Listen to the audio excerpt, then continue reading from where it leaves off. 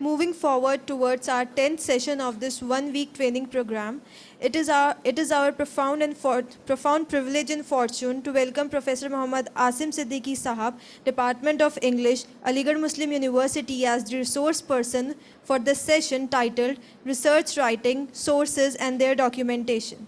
Professor Mohammad Asim Siddiqui sir worked on American novelist Mark Twain for his doctoral thesis. His current areas of interest include literary theory, particularly structuralism and feminism, Indian and Pakistani writing in English, cultural studies, film studies, research methodology, and academic writing. Professor Siddiqui has been on the editorial board of many literary and cultural journals. His articles have appeared in The Guardian, Asiatic, Social Scientist, Third Frame Literature, Culture and Society, Cambridge University Press, Journals of English Language and Literature, Journal of Children's Literature, Remarkings, Women in Society, and the Aligarh Journal of English Studies. Professor Asim Siddiqui sir writes regular column on art and culture in The Hindu, ndtv.com and rediff.com. His articles have almost appeared in Hindustan Times, the Statesman, the English Express, etc. Presently, Mohammad Asim Siddiqui sir is the managing editor of the project of the Urdu translation of complete work of Dr. B.R. Ambedkar, a project of Dr. Ambedkar Foundation, Ministry of Social Justice and Empowerment, Government of India. So may I request our resource person, Professor Mohammad Asim Siddiqui sir, to enlighten us with his wisdom and knowledge.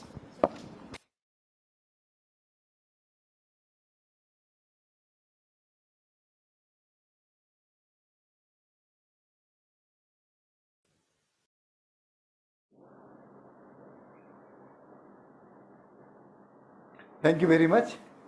Thank you very much for a very generous introduction. I must come to the topic straight away, that is research writing, sources and their documentation. You can see that there are three important keywords in this topic. One is research writing, and one is sources, and the third is documentation of those sources. Let us first discuss this particular word in the keyword research writing. You know that you are writing different kinds of things. You are practicing different genres. You are also writing for different platforms, and you are also writing, in fact, on different occasions. In other words, we can make a distinction, and as you can see, the first point there, basically writing also forms a kind of continuum where you can have one particular kind of writing and then you can have a very different kind of writing. In other words, when we simply discuss this particular word writing, we can say that there are writing types. And one particular type of writing can be based on facts, where facts may be important. When we often see many reports published in newspapers, their facts are important. Similarly, there can be a very different kind of writing where emotions may be important, and which in fact exists on a very different extreme. So you see that there are two different extremes. One extreme where facts are important, and another extreme where not facts but rather emotions are important. So usually writing where emotions are important, that is often to be found in poetry, which is not our concern at the moment. In between, there is also a category of writing which you describe writing which is based on arguments. That means some facts may be there, but basically it is all about making some arguments. If we compare two different pages of a newspaper, then on the first page where you have those hard news items, where you have reports on some incidents, or reports on some accidents, or reports on some policies, there that writing is based on facts. But if you go to the middle of the newspaper where you see the editorial page, or where you see many of those columns, or when you see many of those articles, there it is not facts. There may be some facts, but basically arguments are important. And that's why often in the middle of the newspaper or in the middle pages of the newspaper, you'll find that often a same thing is discussed from two different points of view. And why? Because their arguments are important. So that means when we look at this simple word writing, then obviously all these things become important. Writing may be based on facts, writing may be based on emotions, and in between writing which is based on arguments. And you can say that basically writing which is based on arguments, this is the kind of writing which is most common in research writing. Whenever you are writing an article for a journal, or you are writing a book, or you are writing an extended essay which is to be published in a journal, or you are writing a PhD thesis or dissertation or MPhil, in this, writing is basically based on argument.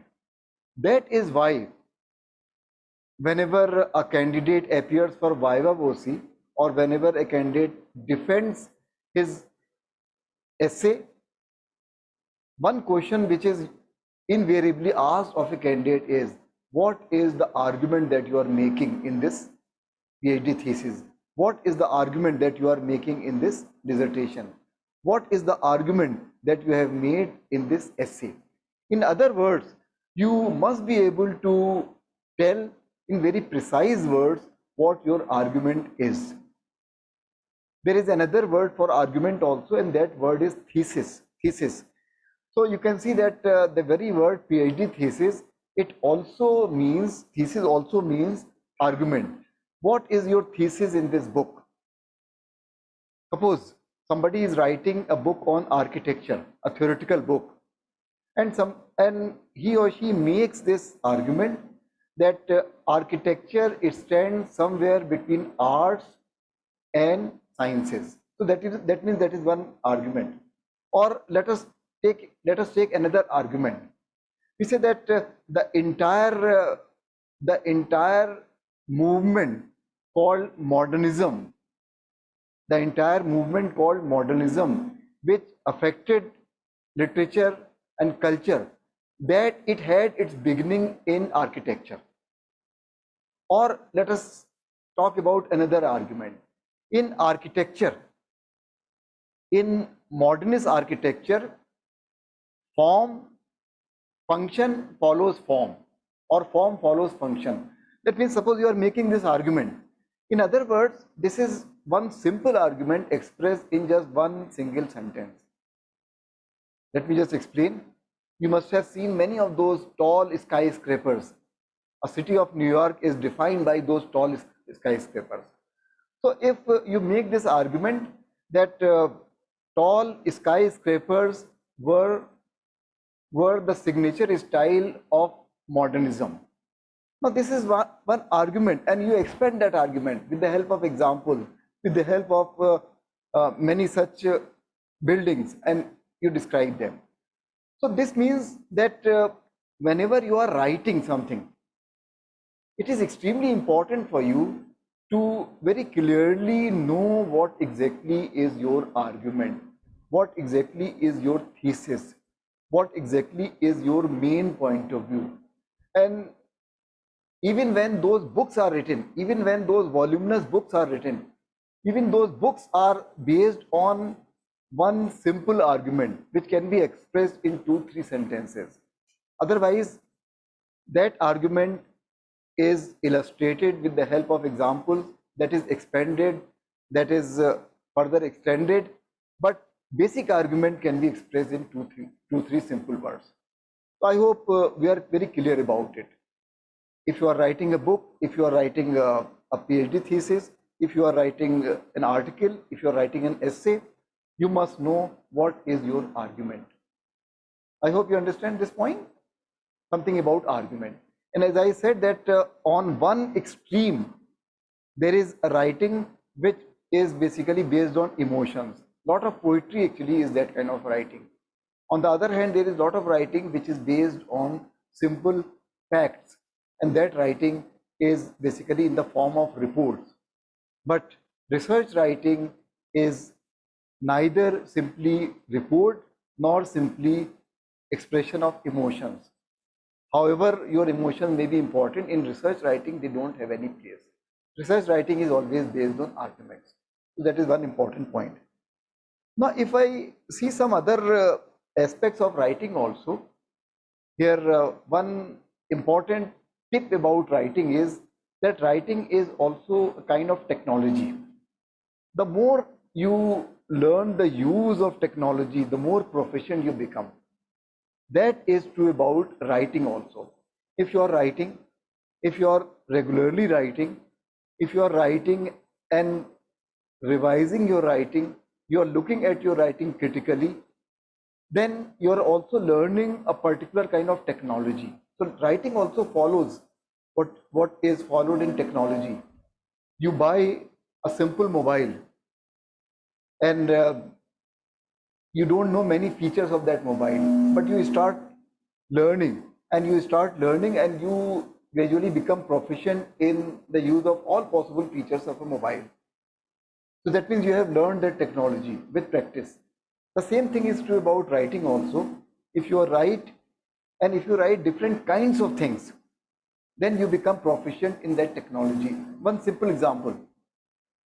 If your subject is architecture, or if your subject is anything else, you are much more proficient in writing in that subject. But the moment you are asked to write something which is outside the comfort zone of your subject, you face a problem. You face a problem. One simple example. Suppose you are asked to write a letter to building department about certain things. And if you have never written a letter to address to the officer in building department, you will find that problematic. Similarly, if you are asked to write minutes of a meeting, and if you have never written minutes, you will find that problematic. Take another example. Suppose there is a death of someone and you attend a function and you are asked to write a condolence note on the death of someone, or you are asked to write an obituary on the death of someone. There also, if you have never written that, you find that problematic. And in the same way, if you have not written any article in a journal, then your first time will be very challenging because you have to learn that particular type. So that means again, if we divide writing, we learn one very important word, and that word is genre. G-E-N-R-E. If you see one particular point here, as writing is genre based, it is important to see how a particular object has been written about. This is one important point. As writing is genre based, it is important to see how a particular object has been written about. What is the meaning of genre? Genre means actually type. Genre means type.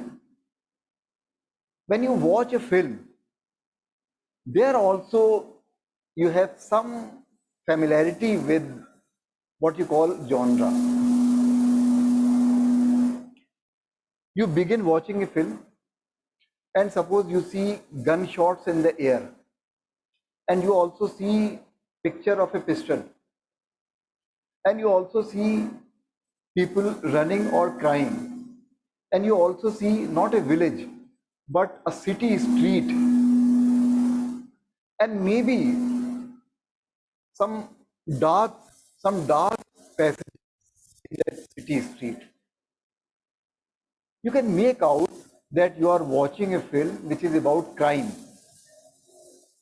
Similarly, if you begin watching a film and you see that the screen is very well lighted, you also see some trees, birds are singing.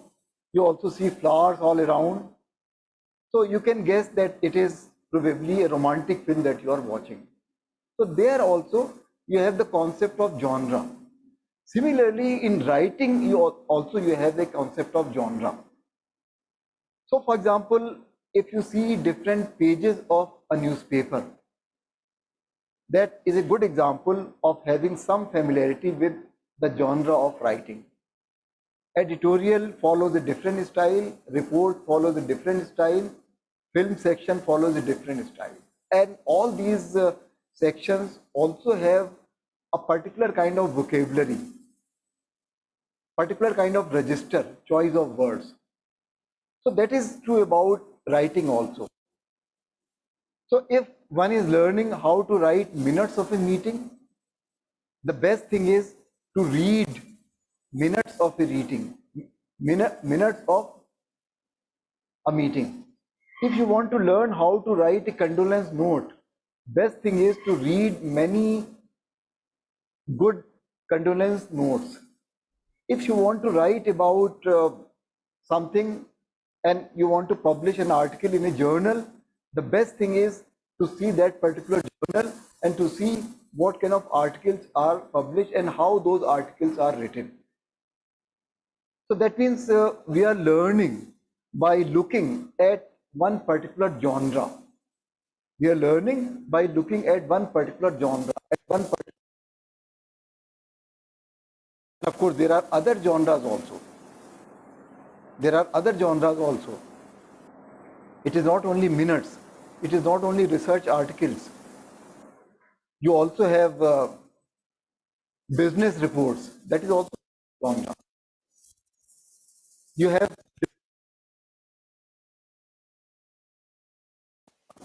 so genre is a very important word, and we must be familiar with different genres of writing.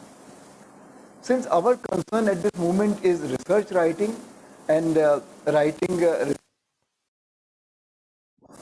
so we must be familiar with that particular genre. Now there also we can learn two very interesting words here. We can have academic books and we can also have what is called trade books. Trade books. Now what is the distinction? This is use of words, or this is the kind of vocabulary which is used by many publication houses. So it means actually there are books which are written for general readers. General readers. Usually these books can be found in bookstores, on airport, on even railway stations, or in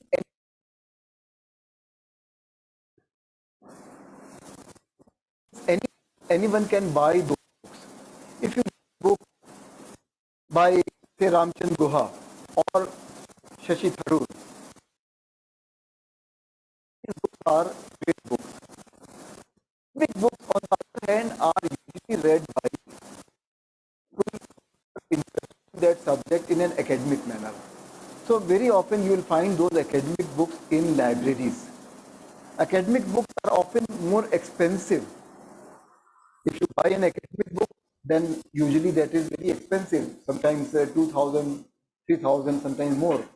But a trade book which is meant for a general reader, often it sells for 300, 400, 500, because chances are that that book will be bought by a very large number of people. So that is the distinction. Many biographies of popular leaders, many biographies of film stars, or popular history, popular architecture, these are all books which anyone can read, and these are all books which are called trade books, and anyone can buy those trade books irrespective of the fact whether you are a student of literature or architecture. So that means these two books will also follow two different kinds of styles. Academic books are full of references, very heavy references, and trade books, they also have references, but trade books do not follow that kind of academic style of writing, that kind of academic jargon, that kind of specialized vocabulary. I am giving you one example. Once I sent a write-up, a long write-up to scroll.in, and the editor rejected that write-up, saying that this uses too specialized vocabulary and our readers won't understand. And then the editor added something by way of humor. He said that even I did not understand many things.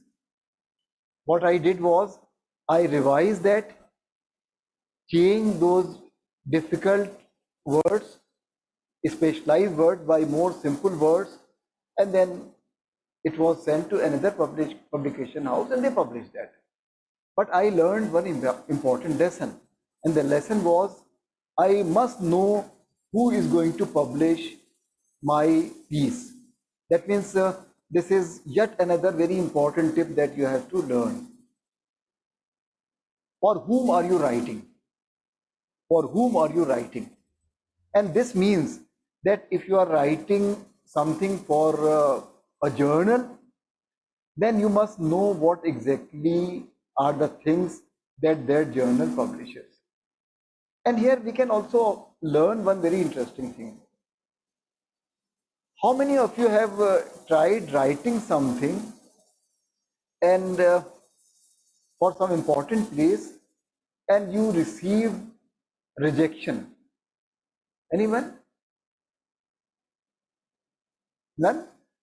None tried or none faced this issue of rejection?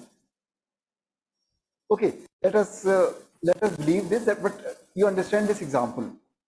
The example is that often what we write that is rejected because we send that to a wrong person, to a wrong editor, to a wrong place.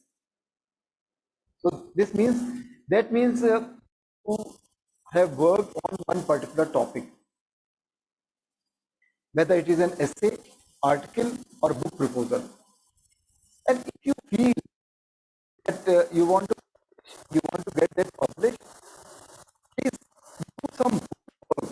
Who can publishes?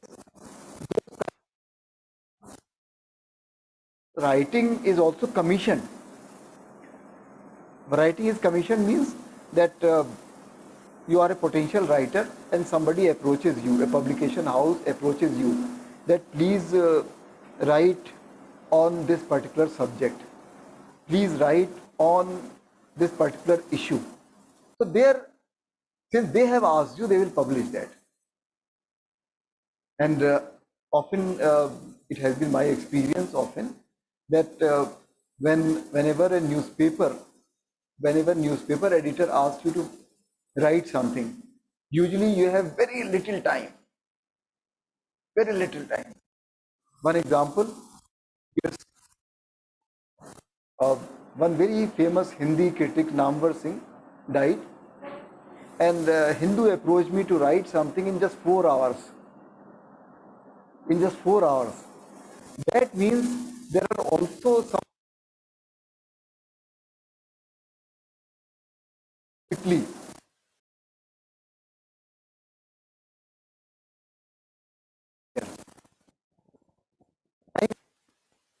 That means this was a kind of commission.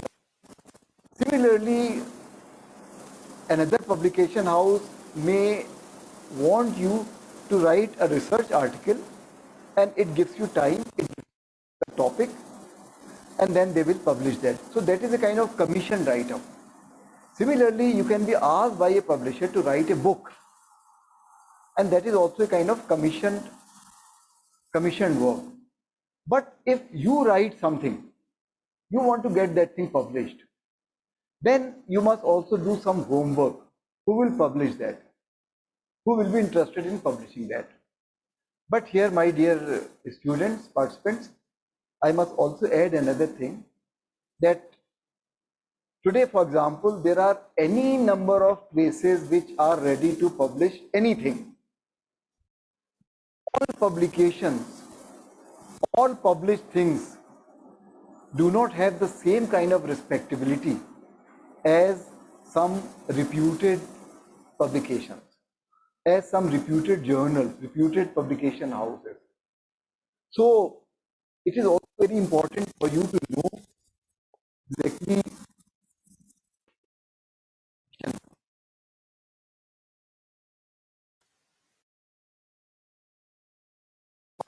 about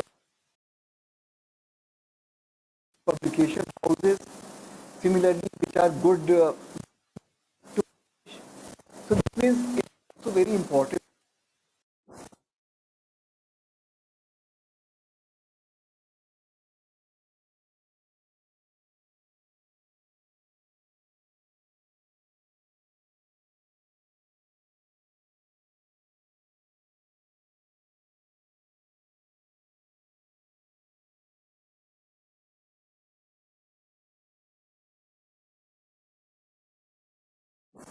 So that means we must be familiar.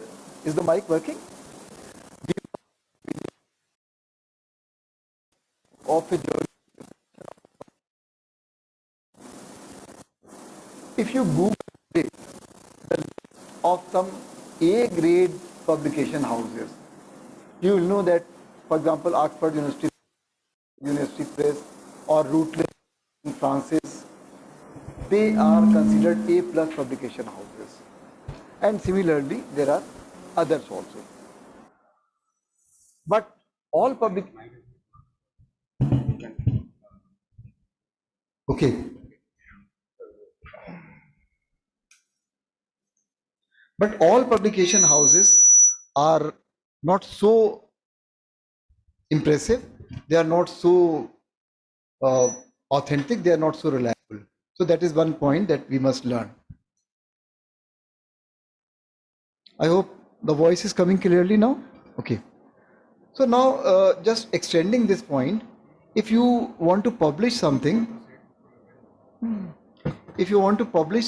do some homework where you want to get that published. Because every publication house also has certain guidelines how to write. I'll just come to this particular point a bit later, but important thing is that we do some homework before publishing something, before publishing our research article or before publishing our book. Here also, when it comes to books, there are two different ways. One is you have the entire manuscript ready and then you are looking for a publisher, or you simply have the proposal of a book and you look for a publisher who will accept that proposal. Proposal also means not simply the main idea, not simply the main argument. Usually important publication houses ask you to send them a working draft or almost a final draft of your introduction and at least 2 chapters. This means that you must have at least 3 chapters, which is a lot of work. So roughly something like 20,000 or so words, which is not easy to write. And that proposal also includes their idea, your idea of other books on that same subject, the market for that book, who would read that book, particular area that that book belongs to, and of course your own effort to define that book, what exactly is the category of that book. So that means whenever a proposal is written for a book and that is taken up by publication houses, that means a lot of work on your part. This also means that one must go to the website of those important publishers, and there you will have a whole list of editors, a whole list of editors. And you must know who specializes in that particular area. So for example, if I give the example of Routledge, I have been working with Routledge for certain things. So the first thing that I did was I had a certain idea and I just saw the list of editors, and believe me, it's a long list. So it will take sometimes days to just read the description of each editor. And then you come to know, oh, this editor specializes in these areas and your book proposal falls in this area, and it should be sent to this editor rather than that editor, because that editor specializes in something else. And you know that these publication houses publish books in all possible areas. So if you want to go to Japan, you must buy a ticket for Japan. So that means that is important, and that is part of your homework. Looking at the publication house, looking at the list of editors, and looking at the requirements, and of course then sending an email. And of course you have to be very careful about what you write in that email. It is formal, it should describe perfectly, and all publication houses also have one form which is to be filled up, and usually that form gives you an idea how to write the proposal, how to write the main idea, how to write details of other books on the subject, how to write the market for that book, how to write about the competition that you face, and also summary of each chapter. Usually these days publication houses prefer books of a length somewhere between 70,000 words and 1 lakh words. That is roughly the length of a book these days, right? I'm sorry, just have a glass of water.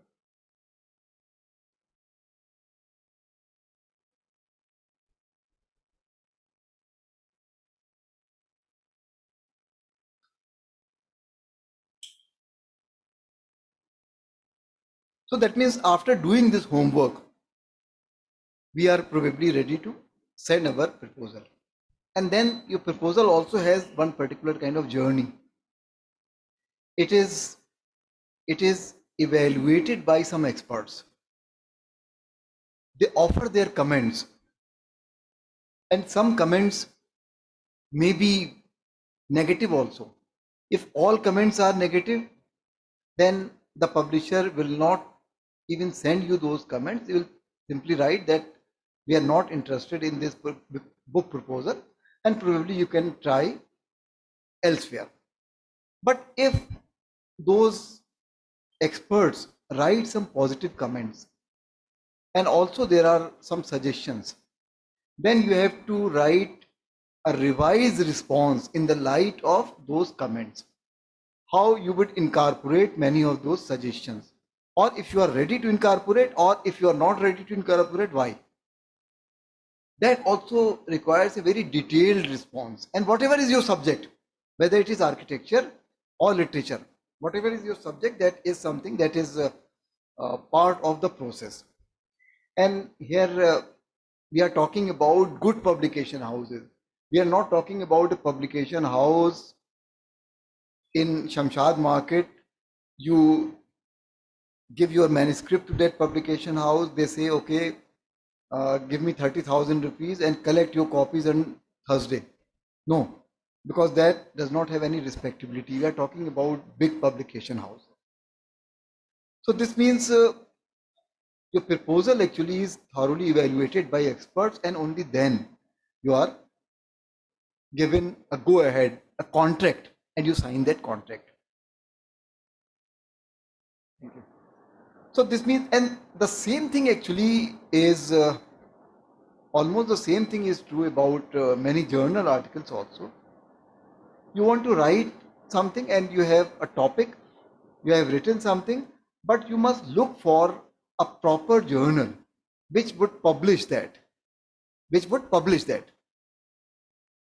because a particular journal may have a particular policy, it may have a particular kind of style sheet, it may have a particular kind of focus. And these days especially, a particular journal may also be committed to a particular kind of ideological position. These days, a particular journal may be committed to a particular kind of ideological position. Earlier also, there were many journals who were committed to, say, Marxist methodology, and there were others who were not. So in that case, you must be familiar with the slant or point of view or the standing of that journal, who publishes them and where you can get that particular thing published. Again, I am giving you one example. Say some 7-8 years ago, I was asked to give a talk in Banaras Hindu University. And I wrote a long piece on Pandit Madan Mohan Malviya. And I tried to see Madan Mohan Malviya in the light of many globalization theories, recent globalization theories. Somehow my train ticket was not confirmed and I could not make that. But I still have that write-up with me, complete actually in all respects, unpublished. Now I must look for a particular place which would publish that. I have not been able to find a place. Actually, I have not been able to look for a place so far. But this also means that if you have written something, even if it is a rough draft of something, its time will definitely come. So whatever you write, whether it is published at that time or not, whether it is used at that time or not, its time will definitely come. So that means all your effort at writing, that is a useful effort. It will be useful. If not today, then some other day. If it is not accepted today by someone, it will be accepted by someone else later. Maybe you will revise that. So that's why it is always a worthwhile effort to keep writing something that appeals to you and something that you love doing. So this means here our homework is very important, where we want to publish, where we want to get something published. So here we are making this point about writing. We are making this point about research writing. We are making this point about doing some homework when we have to write a book proposal, when we have to write the manuscript of a book, or when we have to write an article or a research paper. There are many other aspects of writing also, and in especially research writing, as I said, that all writing is basically in the form of an argument. Basically in the form of an argument. And here very quickly, I can give some tips also. If you see here, then we can say that all subjects also have a particular kind of terminology, and we must be able to know that terminology and to use that terminology. In other words, every subject has a specialized vocabulary.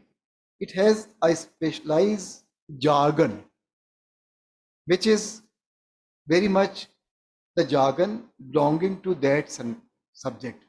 So maybe we can learn that and we can use that judiciously. Are you getting me?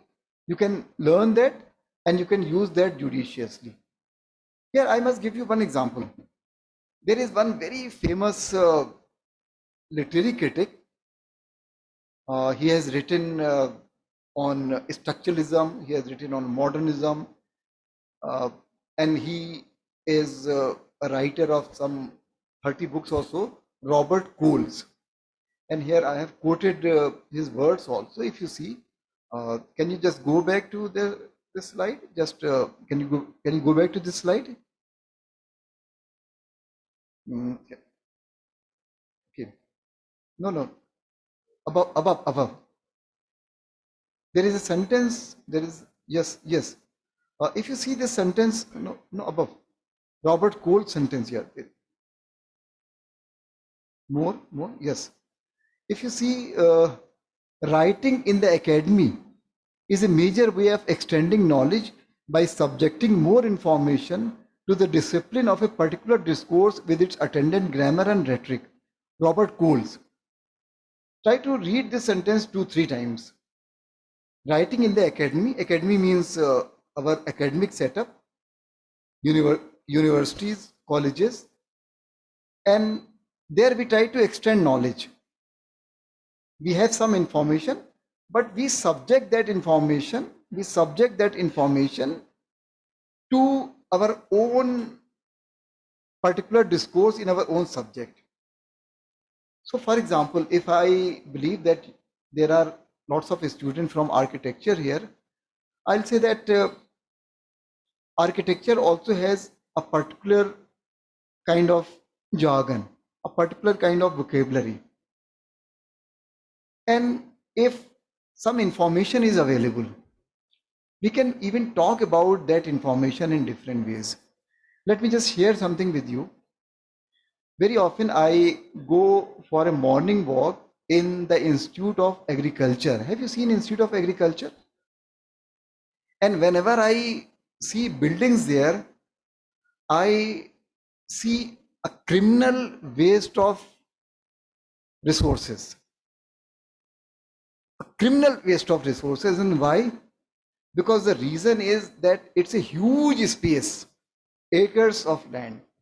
And there are all buildings which are single storied. I don't know how you take that as a student of architecture, but if we have a vision of future, then I try to see it in two different ways.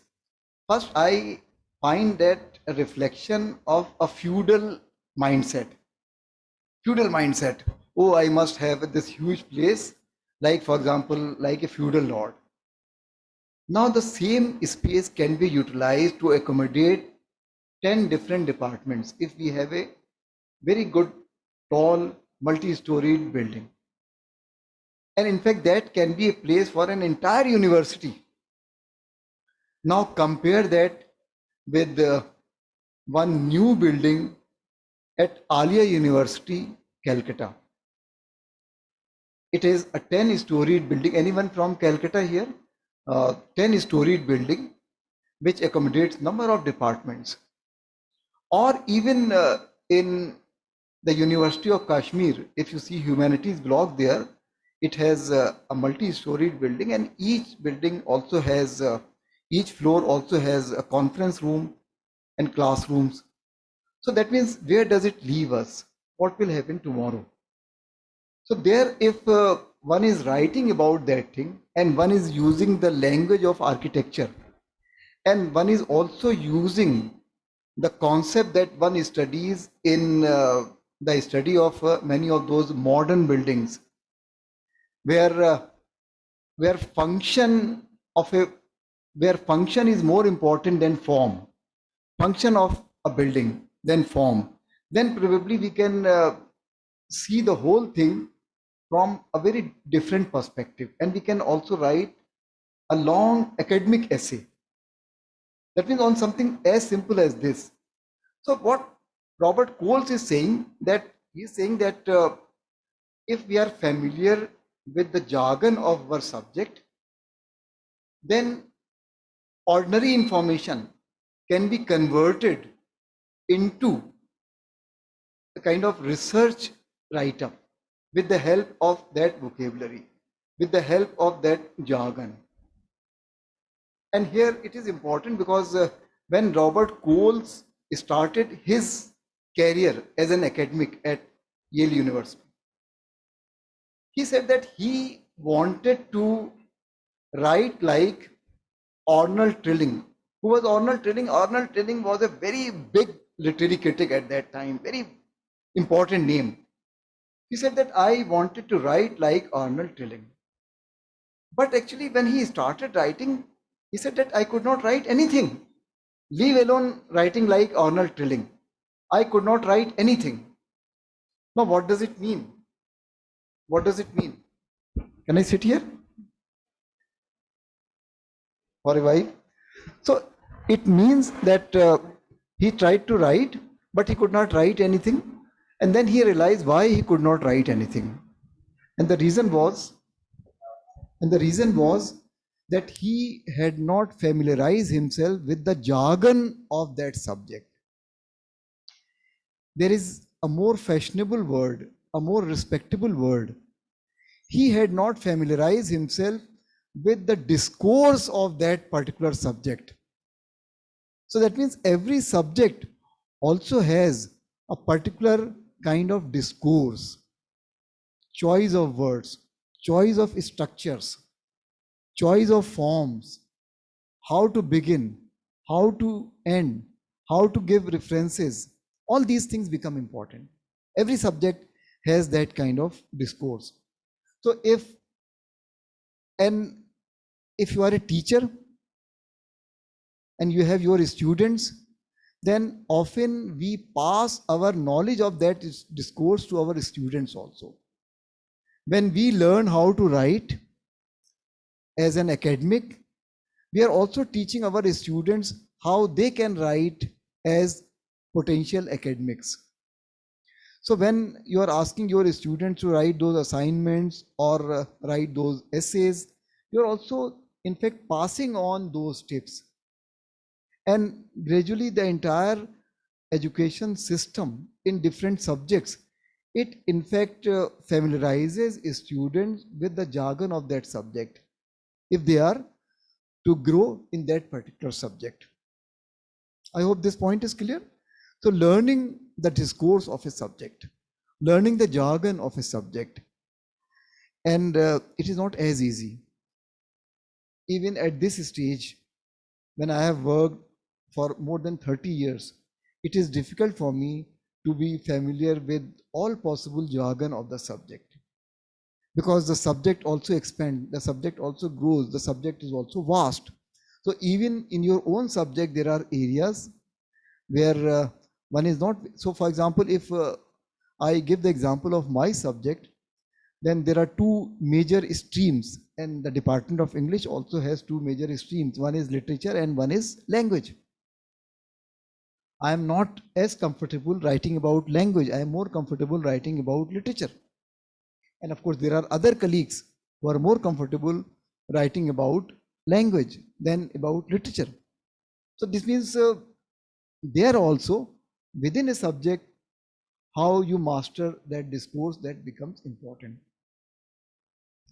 So this means that we have learned this also. Now, one very important thing in research writing is that you are always building on the work which is already done by others,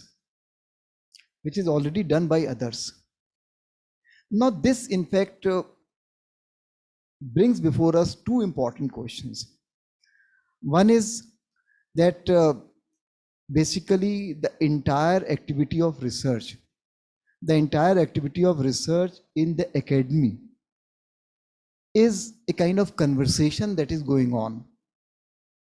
There are others who have been a part of this conversation, and when you start that journey, you are also part of that conversation.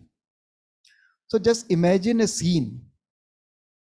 It is a scene, a party is going on, some people are talking, you also join that conversation, you say something, others respond, you leave, somebody else joins, and the conversation goes on. Research activity is also like this, and this conversation has been going on. That means it is also a kind of collaborative effort. And when others have done something, it is important for us to acknowledge all those others. It is important for us to acknowledge their efforts when we are writing. That is why in all PhD theses, in different subjects, there is a convention, and I'm using the word convention. There is a convention to write a review of literature chapter, where you offer a review of work done in that area. So this often takes the form of a chapter, review of literature. When you are writing an article, then in that article, review of literature is very much there, but it is in the form of maybe just 2-3 brief paragraphs. And roughly this is the structure of a paper, where a review of literature suggests that this work has been done in this area. And then you also have your rationale, how you engage with that work. Now, this means that whenever you are working on something, there are always sources that you are using. Sources. And sources are all those other people who have worked in that area. Sources. So let me just deal with this question, sources, and also the importance of these sources. At this point, when we are reading lots of things on the internet, it is extremely important to know our sources. And when I am saying that know our sources, believe me, it is an extremely important thing. So that means research writing is also based on, your research writing must be based on reliable sources. Reliable sources. What is the meaning of reliable sources? Any observation? Reliable sources means sources which are authentic, sources which are reliable. These sources may be books, these sources may be journal articles, secondary sources. These sources may be some websites. These sources may be some manuscripts buried in a library. But what is important, how reliable they are. Because if you make an argument based on unreliable sources, then your work will not have any value. This also means that a lot of knowledge, a lot of information in the public domain is not reliable. So as a researcher, you must judge the reliability of those sources. Again, there is no sure short method of judging the reliability of a source. There are only some rules of thumb.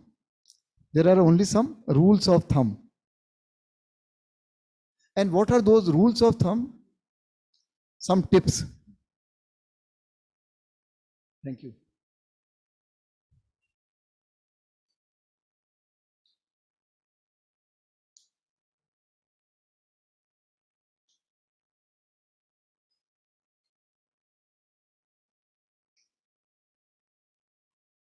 Thank you.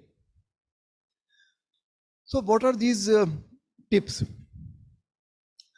First important thing is, if it is published by a very reputed publication house, well-known publication house. So for example, if something is published by Oxford University Press or Orient Black Swan or Sage, I'm not saying that they do not publish anything inaccurate. I'm not saying that. I'm saying that in most cases, the books published by them go through a very rigorous process of editing and reviewing. That's why chances are that the information there is more reliable. But even then, you have to be skeptical. You must be on the alerts. Some months ago, I was working on something, and in a book published by Oxford University Press, I came across the year of birth of Ismat Chughtai. I became skeptical. I cross-checked that. When I cross-checked that, I realized the mistake in that book. But that is just one example. So this means that our attitude must be questioning attitude. We must question always. And we must always doubt the information, and we must always cross-check. So one thing is that if it is published by a standard press, important publication house, then chances are that that thing is likely to be correct. Second, what exactly is the reputation of the writer? In many cases, you may have a new writer. But in some cases, if something is written by a reputed writer, then chances are that the writer has also done his homework. Shashi Tharoor's work, I gave the example of Shashi Tharoor's work. I read his book, Why I Am a Hindu. And if you just see his preface, he mentions that he acknowledges someone for fact checking. He acknowledges someone for fact checking. That means when there are facts which are written in your essay or in your book, then you must check those facts. Because if your opinion is not correct, then you can still defend that opinion. But if your fact is not correct, you cannot defend that. And it is extremely embarrassing for you, and it may be extremely embarrassing even for the publisher who trusted you. Now let me just give one example or one or two examples. Some months ago, I was working on one book, A History of Aligarh Muslim University. This book is available on Amazon. In fact, university assigned me this responsibility. So because it was 100 years of Aligarh Muslim University achievements in different fields, so I had to be extremely particular about putting those facts correctly. And believe me, many facts about Aligarh, about its history, which are there in public domain, they are often not correct. I must give you one or two examples. And I also saw that those incorrect things slipping into many books. One example. If you check who was the first graduate of Mayo College,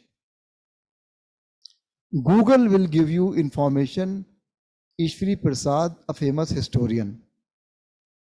And this information is there in many books also.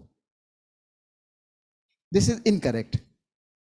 And Google actually is also giving you incorrect information there. Because Ishwari Prasad was definitely a historian, but the first graduate of Mayo College, whose name was also Ishwari Prasad, was a different person. So you see the point. So this Ishwari Prasad, who is a historian, simply because he happens to be a more famous person, Google committed this mistake. And I would really feel pity on you if your name is Shah Rukh Khan or Salman Khan.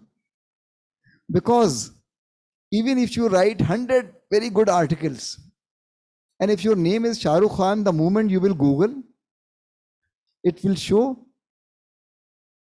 the other Shah Rukh Khan, not you, right? So in this case, or the same thing is true about Salman Khan, right? And In fact, my son, whose name is Caf, he was often irritated that whenever you have to say Google Caf, it always comes up Katrina Caf. Okay, so here coming back to this, that means wrong information in public domain, and then we often tend to use the information which is given by Google.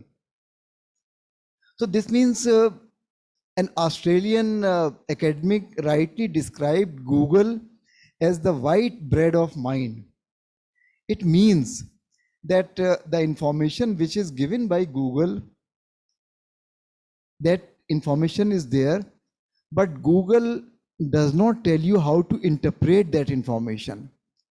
So it is your experience, and it is the experience of a teacher who passes on this experience to a student, that you learn how to interpret that information which is given by Google. Information is fine, very useful information is given by Google, but that information has to be interpreted by you because you are a researcher. And as I said, you must always be skeptical. I must give you another example because sometimes we learn through examples. Again, working on the same book, there was one very famous alumnus of Aligarh Muslim University. His name was Mohammad Yunus. Mohammad Yunus. And he was also a close associate of Pandit Jawaharlal Nehru. He held a very important position. He studied here, visited also Aligarh many times. So I just wanted one entry written on Mohammad Yunus. I asked one of my students that, can you just, this is Mohammad Yunus, can you just write 100 words? We sometimes train students. He did write 100 words. His grammar was perfect. The writing was perfectly coherent, and I like that writing. Later, when I was reading that very critically, and I said that you have to be always skeptical, you must always doubt. When I read that again, I just thank my stars that I did not use that uncritically, because it was about Muhammad Yunus, but there were two very famous Muhammad Yunus, and information about two Yunuses was there in public domain. He picked up facts about these two Yunuses and made one very interesting piece, and it was full of factual errors. And of course, if I had published that, I don't know what I would have to, I would hide my face in embarrassment. So that means that was timely intervention. The reason was that your ability to doubt things, you must always doubt whenever you are using facts. And that's why it is said that always cross-check your facts. Cross-check your facts. So this means that one Muhammad, and actually one Muhammad, both Muhammad Yunus were politicians, but one was from Bihar and one was the other Muhammad Yunus who worked in the government, and also he had some association with Khan Abdul Ghaffar Khan, and of course with Kashmir and so on. So that means their grammar was fine, language was okay, it made a very interesting copy, but two different Yunuses. I must give you one more example to suggest that how we can be very, very thorough as far as fact checking is concerned. And sometimes when you have to write maybe just 100 words, but for writing 100 words, you have to work. It is no easy way out. And that's why when you see many of those books written, there is a lot of hard work behind those books. So this one is, I wonder if you have heard the name of Akhtarul Iman. Akhtarul Iman is a very famous Urdu poet, and he also wrote for films.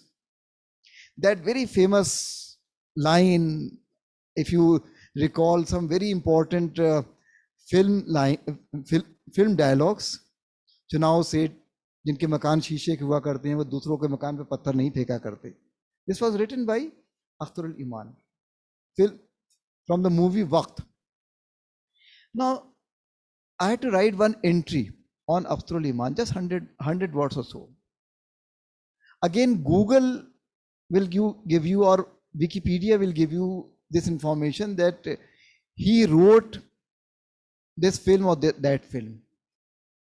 But actually, if you just are thorough, then in films also, there are different categories of writing. You can write the story, you can write screenplay, and you can also write dialogues. And sometimes these three different categories of writings are done by three different persons.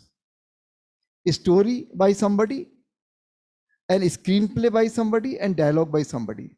Sometimes there can be two persons, and sometimes there can be just one person doing all these things, although it is rare. So if I had to write just one sentence that Akhtarul Iman wrote Waqt, then I had to be very specific whether he wrote the dialogues of Waqt, or he also wrote the story of Waqt, or he wrote dialogue, story and screenplay, all three. And similarly about other films also. So how to cross-check that information? Very difficult. But these days it is possible. Fortunately, most of these films were available on YouTube. So the best thing was to see the credits, play that film, see the credits, and that information was most authentic. So that means for writing one sentence, sometimes an entire day was spent, but one had to be correct there. So here, when we are talking about sources, these are sources actually. We are judging the reliability of sources. We are using reliable sources. Similarly, in these days when a lot of information is available on internet, we must be on our guards to see many of those websites. There may be some websites which may be abusive, which may use very bad language. That means they may be devoted to promote one particular point of view. Don't trust those websites. And you can also have categories of websites. For example, the word com often is used in websites which are of commercial nature. The word org, O-R-G, is used for websites which are often maintained by many NGOs, organizations.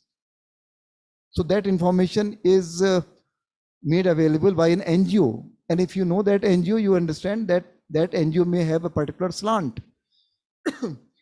So you can, understand that information is reliable, but of course, it has a particular point of view. Because similarly, if an information is, if a website is maintained by a government, it often uses GOVT, government, then that is government data. So government data is useful, reliable in many cases, but you have to interpret that also. So if you have government data and you also have some data maintained by some private agencies, you can always talk about that. Okay, this is the government data. So at least you know what exactly is that government data, and often we use government data. So for example, information about census that is maintained by government, right? And similarly, there are also websites which often use the expression edu in the link. That means they are of educational nature, often maintained by universities.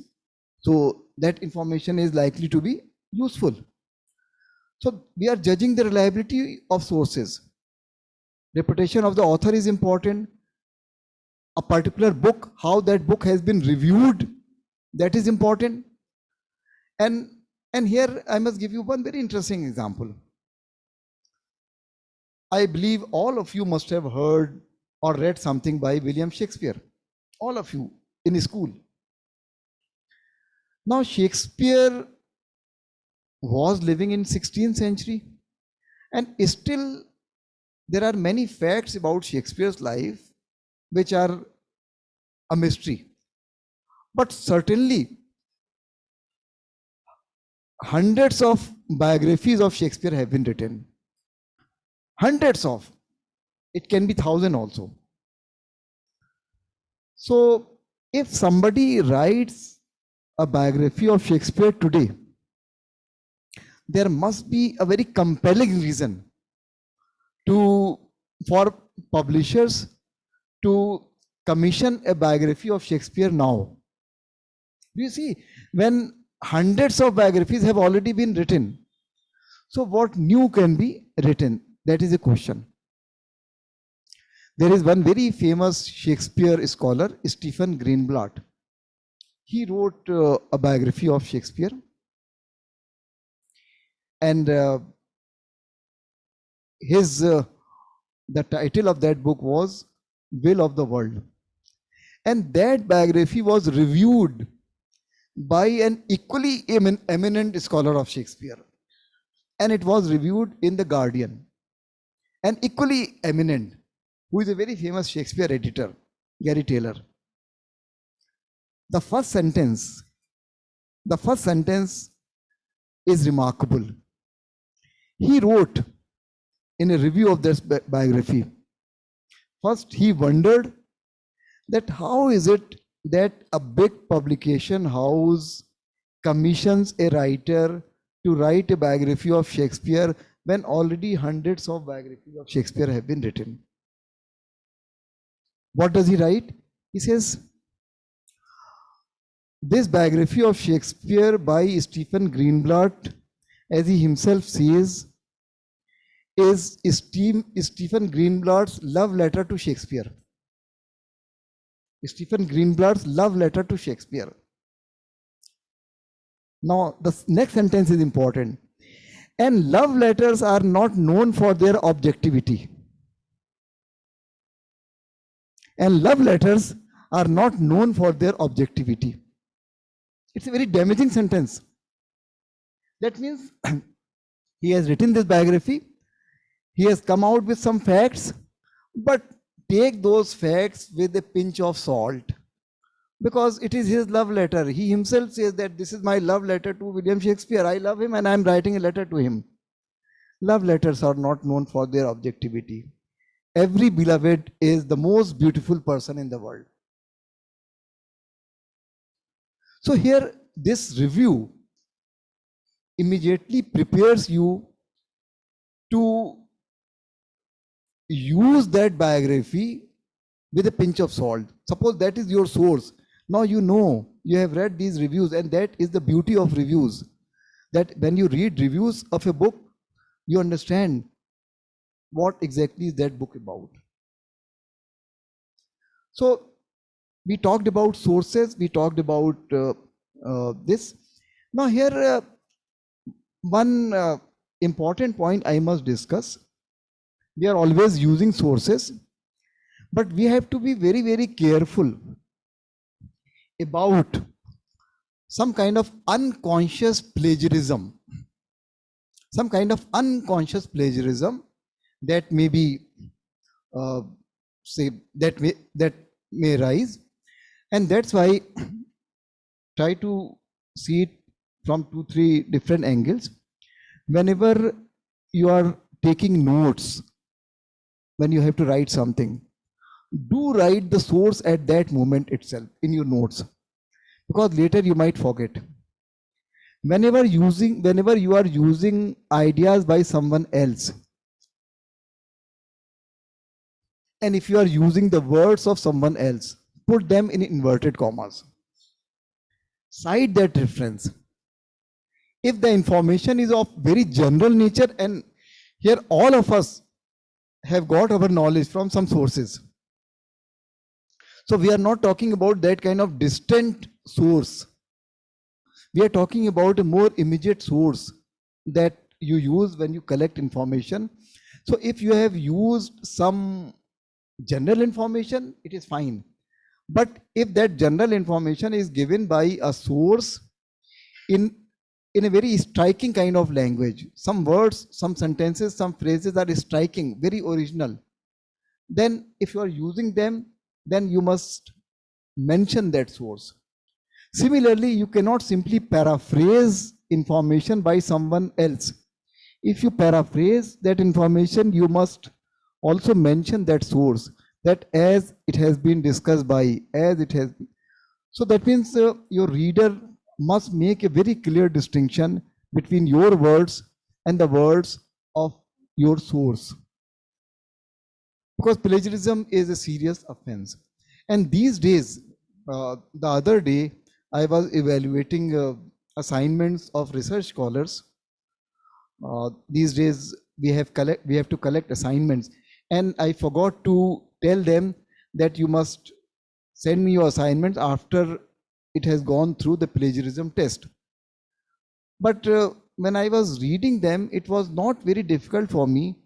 When I came across a striking sentence, I typed that entire sentence on Google and entered, and I found a whole write-up, and I could know that this write-up was lifted from there. So in these days, actually, it is foolishness also.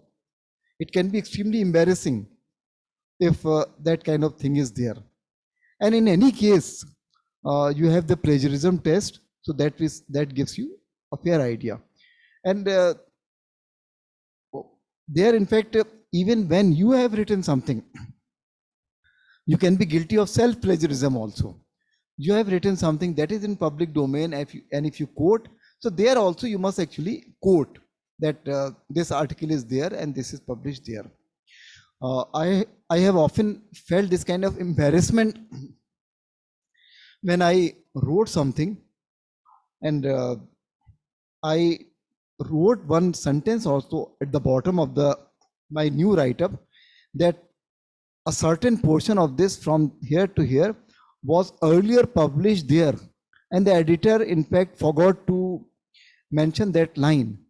And it was embarrassing for me that if something is published somewhere else, and if my revised version is published elsewhere, then I must mention this also, that an earlier version was published elsewhere, or this is a more expanded version or a revised version of something which was published then. So that is usually the case.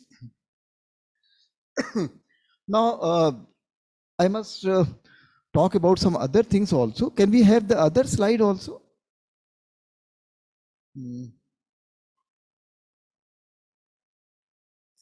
You see, another slide number 2.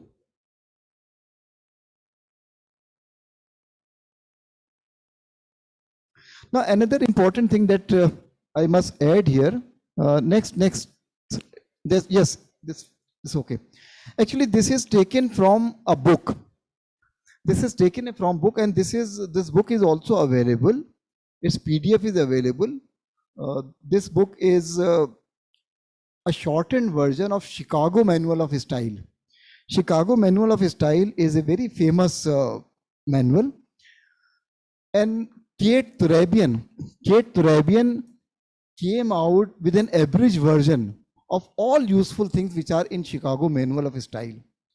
Kate Turabian. It is available, it's a PDF is available, or I can even send its PDF to Sharmeen, who can share with you. I find this very useful. Why do I find this useful? Because whenever you are writing a research paper or you are writing a book, you have to document your sources also. You have to document your sources also. So when you have to document your sources, then you must know that there are different style sheets which are available. So for example, there are different ways of documenting your sources. We can talk about some styles which are used in literature departments, some in social sciences departments, some in sciences. And if we think about some famous styles, then one style is that you write and notes, and all notes are numbered. That means number system.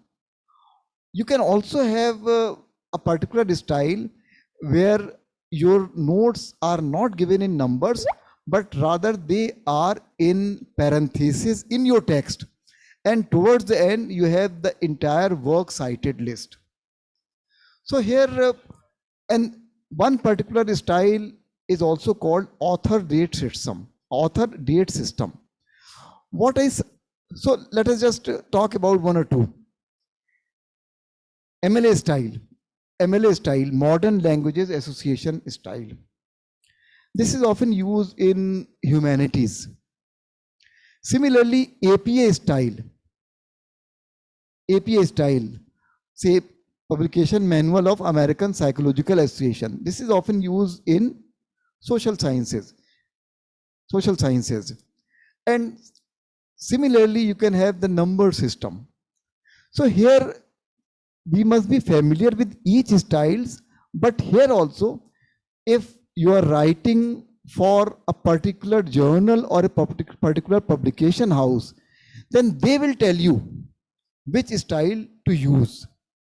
Similarly, when you are writing a dissertation or when you are writing a PhD thesis, your department will let you know which style to use. So here we cannot learn this style completely, because your memory is not the memory of a chemist who can just tell you where a certain medicine is kept. But you must know that often care is taken how to write those references. And that's why as and when the need arises, you must consult that manual and do your job accordingly. Just one example I would like to suggest. Can you go to the fourth slide, slide number 4, or slide number 3 first, slide number 3, slide number 3.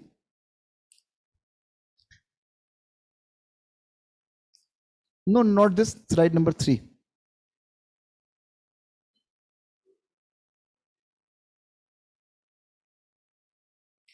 Okay, now here this is from Bloomsbury. Okay, this is from Bloomsbury. So if you see this particular slide, then okay, I can just see from here. If you see this particular slide, here if you see guidelines for authors, and if you can read the first paragraph. Now I was supposed to write an introduction to something, and they have very clearly pointed out that this introduction should be such which is meant for those readers who don't know that subject. That means my style should be adopted accordingly. Can somebody read this? Your introduction is designed to speak to a reader who may not know anything about this. So that means here in just 3-4 sentences, a particular, say, kind of suggestion is coming. And similarly, there are number of pages. What should be the length? What should be the style? What should be the form of documentation? So that means here, if I am writing for Bloomsbury, I must follow the guidelines issued by them. Even when I have to write dates, if I am writing for Oxford University Press, or if I am writing for Routledge, I have to write date differently. 29 October 2020, October 29, 2020. These are two different styles adopted by two different publication houses. So that means we have to learn these styles as we learn to write for different journals or different publication houses. This is just one example. Can you show us the 4th slide very briefly? Just we are just concluding this. We are just concluding in just 2 minutes. Okay. Now these are MLA and APA citations. Can you just scroll? Can you just scroll further? Further, further, more, yes, yes. So here you can see that in API style, if something is written, then only the first word is the capital letter. Only the first word is the capital letter. Otherwise, all are small letters. In MLA, all keywords are capital letters. So for example, if I write a history of Aligarh Muslim University, just one simple rule here is, there is one style called up style and one down style. Up style uses lots of capital letters. MLA style is up style. Down style uses small letters or sentence like style. So for example, your sentence follows a particular kind of grammar where the first word is capital letter and proper nouns are capital letters.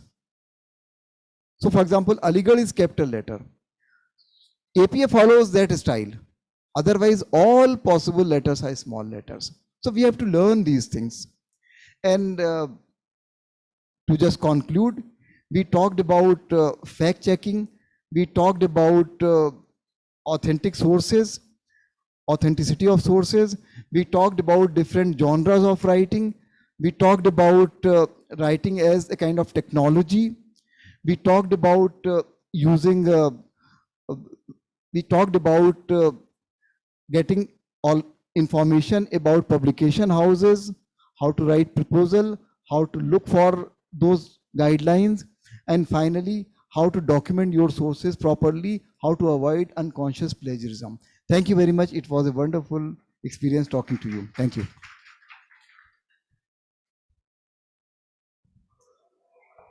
I would like to open the house for question and answers. We will take the questions from our online participants first. Are there any queries?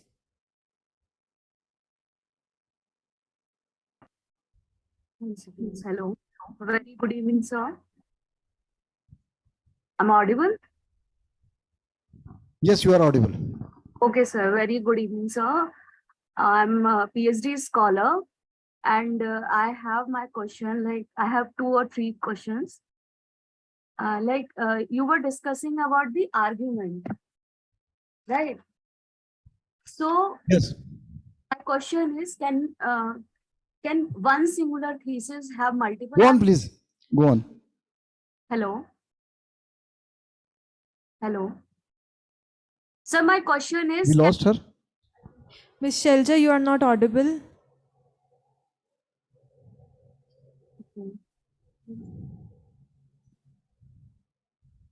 now I'm audible?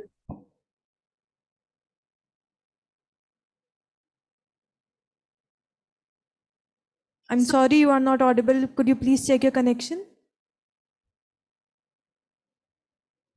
My connections are okay.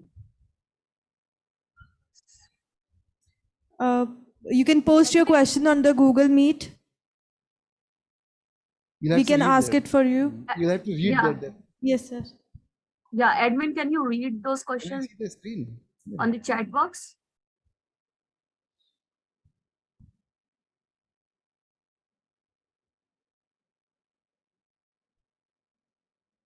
Hello.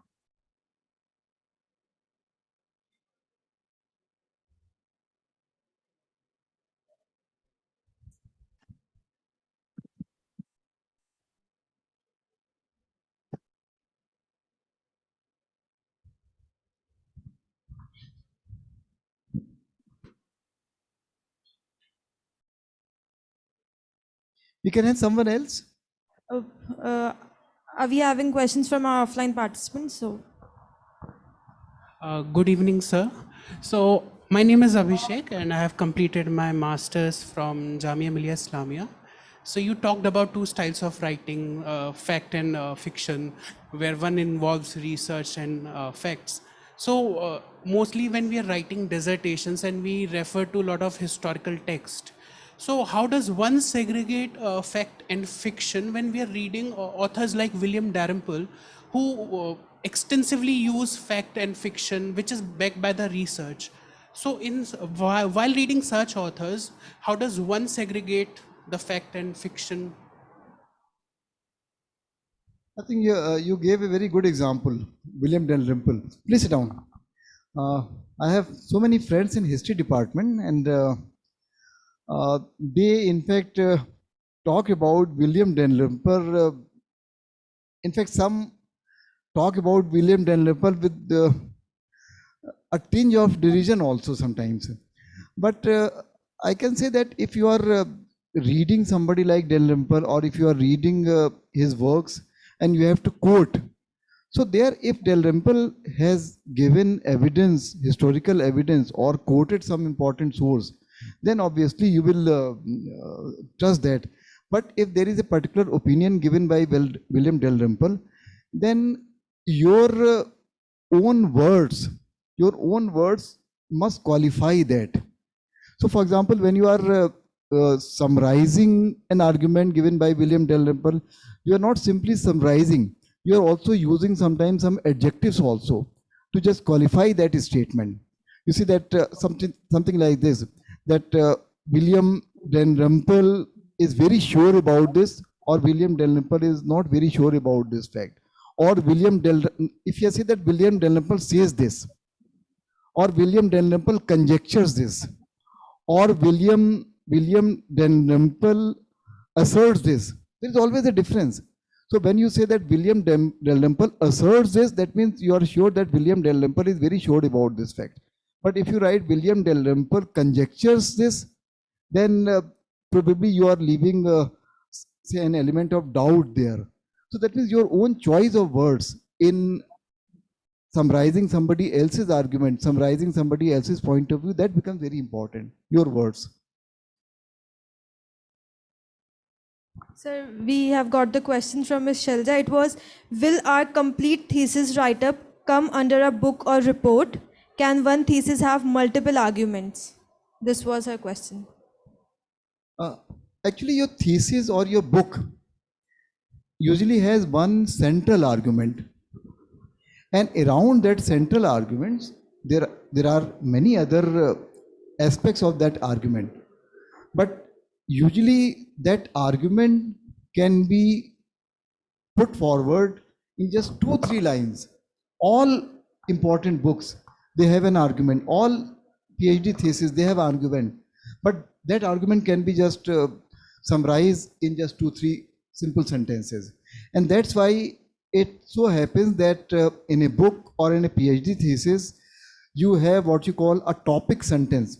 A topic sentence is that sentence which announces your whole subject in just a single sentence, or sometimes in 2-3 sentences. A topic sentence often is introduced either on the first page or early in your study, maybe on the 2nd, 3rd page. And often a topic sentence can be very brief, one single line, or it can be just 2-3 lines. But you usually have one single argument, and around that single argument you have many other arguments. And a PhD thesis, of course, is a kind of draft of a book, or a PhD or a dissertation is also a draft of a book. Sir, she's having another question. Are editor having biasness for the sending write-up during editing time? You see, when you are writing something, especially in social sciences, editors do have a certain bias, but there are reasons for editors' bias in most professional publication houses. And one important concern of all editors is whether this book can sell. In other words, any book which does not have the potential of selling will not appeal to an editor. So in most cases, it is a business decision with big publication houses. Before it is an academic decision, it is basically a business decision. That's it. Thank you so much, sir. Okay, sorry. We are having another question from. Okay.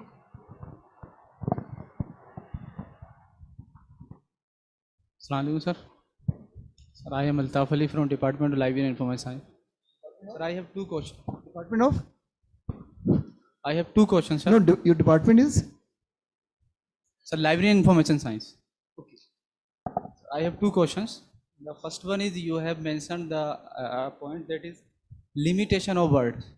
So, sir, nowadays a number of journals or publisher have fixed the limitation of word for a research article. So my question is this: how to overcome this problem?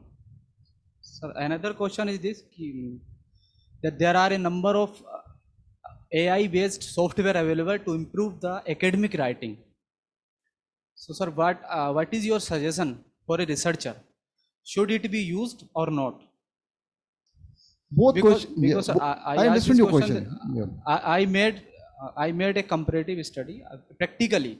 Then I found that there is a big difference.